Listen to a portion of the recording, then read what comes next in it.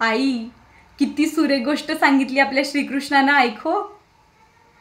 तो म्हणतो कर्म करायचं, पण त्याचं फळ काय होईल याचा विचार करत बसायचं नाही. म्हणजे काय तर आपल्या हातात जे असतं ते काम करायचं, अगदी मन लावून करायचं. जसं आपला इठोबा दिसतो तसं कामात झोकून द्यायचं. पण त्याचं फळ काय असेल याच्यावर विचार करून हातपाय थांबवायचे नाहीत. आपण कितीदा सगळं सोडून देतो, म्हणतो देवावर सोडलं. पण खरंच असं देवावर सोपवता येतं का ग? नाही ना. काम केल्याशिवाय सुख मिळणार नाही. आणि ते काम अगदी नेमकं शुद्ध मनानं आणि तळमळीनं सुद्धा केलं पाहिजे. आणि माझा सावळ्या काय म्हणतो माहिती? माझा सावळ्या म्हणतो, चंद्रभागा तू तुझं काम कर, बाकी सगळं मी बघतो.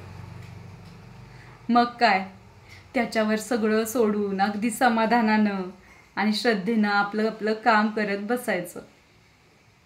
आणि हेच खरं तर योग कर्मसु कौशलम.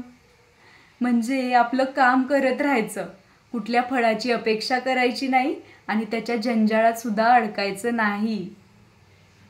खरंच जीवनाचं किती मोठं सार आहे याच्यात.